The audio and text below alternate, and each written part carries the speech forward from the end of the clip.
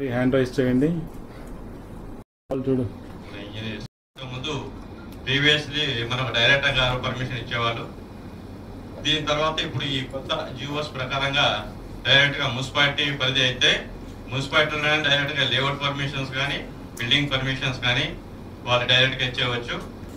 మనకు పంచాయతీలో ఆల్ పంచాయత్స్ ఏదైనా లేఅవుట్స్ పర్మిషన్స్ తీసుకోవాలంటే మనకు డైరెక్ట్గా బాపట్ల అర్బన్ డెవలప్మెంట్ అథారిటీకి డెలిగేషన్ పవర్ ఇవ్వడం జరిగింది.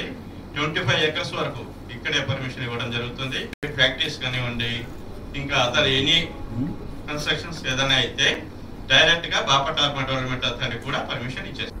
ఆర్డీఓలు ఇద్దరు కూడా ఆ గ్రూప్లో నుంచి ఇన్ఫర్మేషన్ తీసుకొని దాన్ని తహసీల్దార్స్కి మీరు రివ్యూ చేసుకొని వాటిని సబ్ డివిజన్స్ క్యారీ అవుట్ చేయమని చెప్పి ఆ సబ్ డివిజన్స్ తాలూకు చేసిన తర్వాత ఆ ఇన్ఫర్మేషన్ బౌడాకి పంపించేయండి. BUDA in turn sent to the MAUD డిటిసిపికి పంపించేయండి. డిటిసిపి వాటిని కూడా రిజిస్ట్రేషన్ జరగకుండా ఆపుతారు. సో దానివల్ల మళ్ళీ ఎవరైనా ఇన్నోసెంట్ పీపుల్ ట్రాప్లో పడకుండా ఒక పని జరుగుతుంది.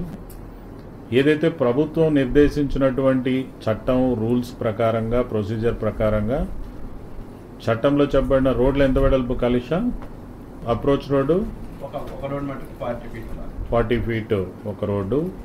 ఆ విధంగా మనము సీసీ రోడ్లు అడుగుతున్నామా అడగట్లేదా? BT or CC with drainages, plantation, open space, amenities place వీటన్నిటినీ వదులుకుంటూ ప్రాపర్గా లేఅవుట్ వేసుకోవచ్చు. ఆ విధంగా బిజినెస్ చేసుకునే వాళ్ళకి ఎటువంటి ఆటంకం ఉండదు, ఎటువంటి హిండ్రెన్స్ ఉండదు, ఎటువంటి బాధించడం ఉండదు. ప్రభుత్వం సైడ్ నుంచి కానీ అధికారుల సైడ్ నుంచి కానీ వాళ్ళకి ఎటువంటి ఇబ్బందులు కలిగించరు. సో వాళ్ళు నిర్విఘ్నంగా బిజినెస్ చేసుకోవచ్చు నిస్సందేహంగా. అలా చేయడం కూడా మనం ఆహ్వానిస్తున్నాం. We are welcoming that. మీరు చెయ్యాలి, మీరు ప్లాట్లు అమ్మాలి, కొనేవాళ్ళు కొనాలి, కన్స్ట్రక్షన్స్ లాంటివి స్టార్ట్ అయితే కన్స్ట్రక్షన్ జరుగుతూ ఉండాలి. ఈ యాక్టివిటీస్ అన్నీ జరుగుతూ ఉన్నప్పుడు అక్కడ ఒక హ్యాపెనింగ్గా ఉంటుంది. దానివల్ల మనకు స్టేట్ జిఎస్డిపికి కూడా అది పెరగడానికి హెల్ప్ అవుతుంది.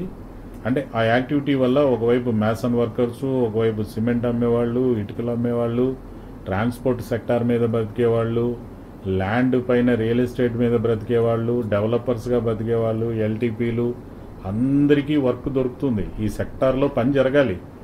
పని జరగకూడదు, ఆపేయాలనేది గవర్నమెంట్ ఉద్దేశం కానే కాదు. పని జరగాలి, రూల్ ప్రకారంగా కూడా జరగాలి, అందరికీ పని దొరకాలి. దీనివల్ల స్టేట్ జీడిపికి లేదా జిఎస్డిపికి కూడా ఇంప్రూవ్మెంట్ ఇంక్రీజ్ అనేది జరగాలి.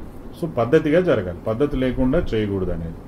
తర్వాత సో అందువల్ల ఫైనల్గా రిక్వెస్ట్ ఏంటంటే డెవలపర్స్ అందరికీ త్రూ మీడియా రూల్ ప్రకారంగా మీరు ముమ్మరంగా ఈ పనులు చేయొచ్చు. దీని మీద ఎటువంటి ఆంక్షలు లేవు. రూల్స్ అనేవి ఏదైతే ఆంక్షలు ఉన్నాయో దోస్ ఆర్ ద రూల్స్. అట్లానే ఇప్పుడు మనకు డిపిఓ గారు ఎస్పెషల్గా ఈ 167A దీన్ని రెండు వైపులా కూడా విపరీతంగా పంచాయతీ సెక్రటరీలకి లంచాలు ఇచ్చి విపరీతంగా లేఅవుట్లు వేస్తున్నారు అడ్డగోలుగా. వాటికి ఎటువంటి పర్మిషన్స్ కానీ ఎటువంటి అప్రూవల్స్ కానీ ఏం లేకుండా, బౌడా అప్రూవల్స్ లేకుండా ఈ పంచాయతీ సెక్రటరీలుకి లంచాలు ఇచ్చి అడ్డగోలుగా వేసి అమాయకుల్ని ముంచేస్తున్నారని అడ్వర్స్ న్యూస్ వస్తుంది రెగ్యులర్గా.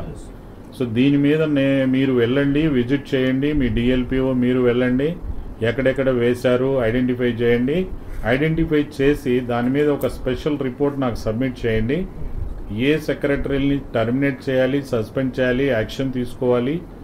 అట్లానే ఐ రిక్వెస్ట్ 3 ఆర్డీఓస్, మీరు మీ ఏరియాలో ఈ అడ్వర్స్ రిపోర్టింగ్ వచ్చినప్పుడు పంచాయతీ సెక్రటరీ అడ్డగోలుగా వేపిస్తున్నాడని మీరు డైరెక్ట్గా ఎంక్వైరీ చేసి నాకు రిపోర్ట్ ఇచ్చేయచ్చు. మీరు ఎంక్వైరీ చేసి లేదా మీ తహసీల్దార్ చేత చేయించి ఆ రిపోర్ట్ని మీరు అడాప్ట్ చేసుకొని నాన్ అగ్రీ కన్వర్షను లేదు, అదేవిధంగా బౌడా అప్రూవల్ లేదు, అడ్డగోలుగా పంచాయతీ సెక్రటరీ వాడు వేపించేస్తున్నాడు ఈరోజు చూస్తారో చూడనవసరం లేదు. మీరు మీ తహసీల్దార్స్ రివ్యూలో అడగండి, ఎక్కడైనా సెక్రటరీలు అడ్డగోలుగా ఇలాంటి లేఅవుట్లు వేపిస్తున్నారా డెవలపర్స్ చేత. సో అలాంటివి మీ దృష్టికి అట్లా కనపడుతుంది కదండి. వాడు ప్లేన్ చేస్తూ ఉంటాడు, రోడ్లు వేసేస్తూ ఉంటాడు, జెండాలు పారుతూ ఉంటాడు, చేసేస్తుంటాడు. మనం వెళ్తూ ఉంటాం వస్తుంటాం. సెక్రటరీలు బౌడా అప్రూవల్ లేకుండా రీసెంట్గా ఈ 5-6 నెలల నుంచి రీసెంట్గా ఒక 6 months టైంలా కానీ పెట్టుకోండి. మీరు తహసీల్దార్స్కి మొత్తం రివ్యూ చేసి ఒక రిపోర్ట్ తెప్పించుకోండి. ఆ పంచాయతీ సెక్రటరీల మీద మనం సీరియస్ యాక్షన్ తీసుకున్నప్పుడు అదొక ఎగ్జాంపులరీగా ఉంటుంది. మిగతా వాళ్ళు కూడా అరే మనం తప్పు చేయకూడదు, రూల్స్ ప్రకారం జరగాలి అనేటువంటిది ఉంటుంది. ఇంకా ఎల్టీపీస్ పార్ట్కి వచ్చేస్తే మీరు ఆల్రెడీ మీరు అండర్ ఫియర్, మీరు రూల్స్ ఇబ్బందులు ఉన్నాయంటున్నారు. ఎంఈయుడి ఆనరబుల్ మినిస్టర్ ద్వారా మీ సమస్యల్ని పరిష్కారం చేసుకోవాలనుకుంటున్నారు. You can do that. But ఎక్కడైతే మీరు స్కెచ్లు గీసి ఇస్తున్నారో, ఇందాక మీకు పీపీటీలో ప్రజెంటేషన్లో చెప్పినట్టు సిఆర్జెడ్ నామ్స్ని కానీ ఇతర రూల్స్ని ఏవైతే ఉన్నాయో, వాటర్ బాడీస్కి సంబంధించినటువంటి రూల్స్ కానీ ఇవన్నిటినీ కూడా మీరు తూచా తప్పకుండా పాటించాలి. మరీ ముఖ్యంగా మంది కోస్టల్ డిస్ట్రిక్ట్ కాబట్టి మీరు ఎక్కడైనా కోస్టల్ జోన్లో, ఒక రెగ్యులేటరీ జోన్లో ఎక్కడైనా లేఅవుట్స్ కానీ మీరు ఇచ్చేటప్పుడు, not only buildings, you also give for layouts కూడానా ఎల్టీపీస్. సో ఆ లేఅవుట్స్ కానీ ఇచ్చేటప్పుడు మాత్రం సిఆర్జెడ్ అండ్ వాటర్ బాడీ నామ్స్ని కరెక్ట్గా మీరు దృష్టిలో పెట్టుకోండి, ఏ తప్పు జరగకుండా ఉండేటట్టు. సో ఫైనల్గా చెప్పేది ఏంటంటే, ఇక్కడ డిస్ట్రిక్ట్ అడ్మినిస్ట్రేషన్ తీసుకుంటున్నటువంటి చర్యలు లేదా ప్రభుత్వం తీసుకునే చర్యలు లేఅవుట్లు జరగకూడదు కానీ రియల్ ఎస్టేట్ జరగకూడదని కానే కాదు. సో దానికి మా సపోర్ట్ ఉంది. లేఅవుట్స్ వేసుకోవడానికి, వ్యాపారం చేయడానికి, అందరూ బాగుపడేదానికి గవర్నమెంట్ సపోర్ట్ ఉంది, డిస్ట్రిక్ట్ అడ్మినిస్ట్రేషన్ సపోర్ట్ ఉంది. అడ్డగోలుగా చేయకూడదు, చివరికి అమాయకులు దీంట్లో ఇరుక్కోకూడదు అనేటువంటిది రూల్స్ ఫాలో కావాలి. క్లోజ్ చేద్దామా?